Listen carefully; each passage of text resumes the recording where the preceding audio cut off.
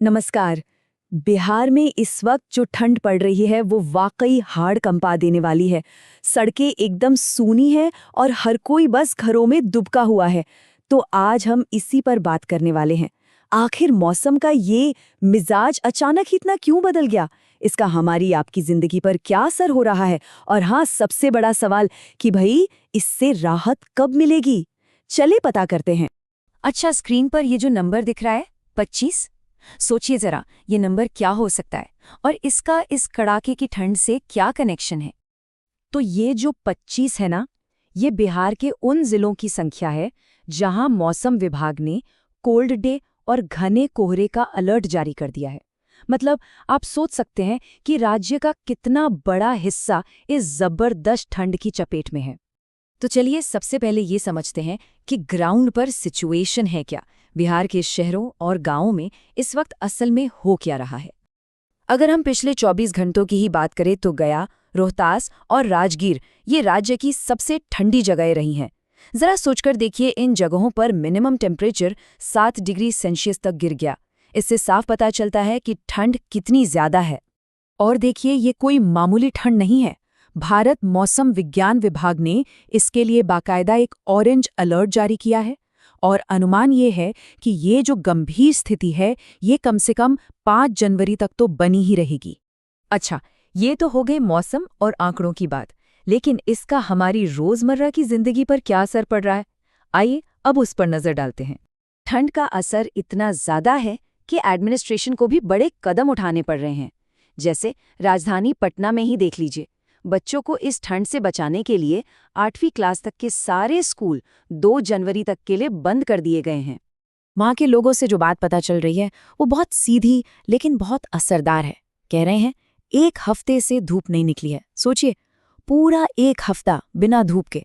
ये सिर्फ ठंड ही नहीं बढ़ाता बल्कि मन पर भी एक अजीब सी उदासी ले आता है। और देखिए, धूप न निकलने का एक और बड़ा असर हो रहा है। दिन का टेम्परेचर यानी मैक्सिमम टेम्परेचर वो भी लगातार गिर रहा है। इसका मतलब ये हुआ कि दिन और रात के तापमान में अब कोई ज्यादा फर्क ही नहीं बचा है। और नतीजा ये कि लोगों को 24 घंटे एक जैसी चुभने वाली ठंड का सामना करना पड़ रहा है। ग्राउंड पर जो तस्वीरें सामने आ रही हैं वो कुछ ऐसी हैं।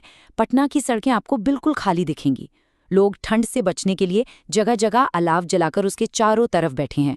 और आरा जैसे इलाकों में तो कोहरा इतना ज्यादा है कि विजिबिलिटी लगभग 0 हो गई है। मतलब कुछ भी देख पाना मुश्किल है। तो अब सवाल ये उठता है कि भाई अचानक से इतनी जबरदस्त ठंड और ये घना कोहरा ये हो क्यों रहा है? चलिए अब थोड़ा इसके पीछे का साइंस समझते हैं। आखिर वो कौन सी वजह है, कौन सी मौसमी घटनाएं हैं जो इस पूरी सिचुएशन के लिए जिम्मेदार हैं? तो देखिए, मौसम वैज्ञानिकों का कहना है कि इसके पीछे एक नहीं बल्कि 2 बड़े कारण एक साथ काम कर रहे हैं। पहला है वेस्टर्न डिस्टर्बेंस, जिसे हम पश्चिमी विक्षोभ कहते हैं। ये अपने साथ पहाड़ों से बर्फीली हवाएं लेकर आ रहा है। और दूसरा है पश्चिम बंगाल के ऊपर बना एक साइक्लोनिक सर्कुलेशन, जो हवा में बहुत ज्यादा नमी मतलब मॉइस्चर बढ़ा रहा है।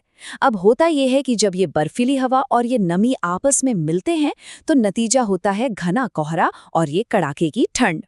अच्छा, हम बार बार ये कोल्ड डे शब्द सुन रहे हैं, तो इसका मतलब क्या होता है? देखिए, मौसम विभाग की भाषा में कोल्ड डे की कंडीशन तब बनती है जब मिनिमम टेम्परेचर 10 डिग्री से नीचे चला जाए और जो दिन का मैक्सिमम टेम्परेचर है वो नॉर्मल से कम 4.5 डिग्री या उससे भी ज्यादा नीचे गिर जाए। अब आते हैं सबसे जरूरी सवाल पर, आगे क्या होने वाला है? क्या इस ठंड से कोई राहत मिलने के आसार हैं? चलिए अब जरा फोरकास्ट पर नजर डालते हैं। तो जो फोरकास्ट है वो कुछ ऐसा है। पहली बात, 5 जनवरी तक तो ये कोल्ड डे और घने कोहरे वाली स्थिति ऐसे ही बनी रहेगी। दूसरी बात, 6 जनवरी के बाद कड़ाके की ठंड से थोड़ी राहत मिल सकती है। लेकिन सबसे अहम बात यह है कि नए साल के पहले हफ्ते में किसी बड़ी राहत की उम्मीद बिल्कुल नहीं है। और अगर हम खास तौर पर राजधानी पटना की बात करें तो वहां भी सुबह के समय घना कोहरा रहेगा और दिन में आसमान में बादल छाए रहने की पूरी उम्मीद है। और जो ठंडी पछुआ हवाएं चल रही हैं वो ठंड के एहसास को बनाए रखेंगी। तो इस पूरी बातचीत का निचोड़ क्या निकलता है? वो एक सवाल जिसका जवाब हर कोई जानना चाहता है कि आखिर हालात सही मायने में सुधरेंगे कब? और देखिए, इसका सीधा और साफ जवाब यही है कि जनवरी के पहले हफ्ते के बाद ही ठंड से कोई बड़ी राहत मिलने की उम्मीद है। तो मतलब साफ है, अभी कुछ दिन और बहुत संभल कर रहना होगा, अपनी तैयारी पूरी रखनी होगी। अपना और अपने परिवार का बहुत ध्यान रखिए।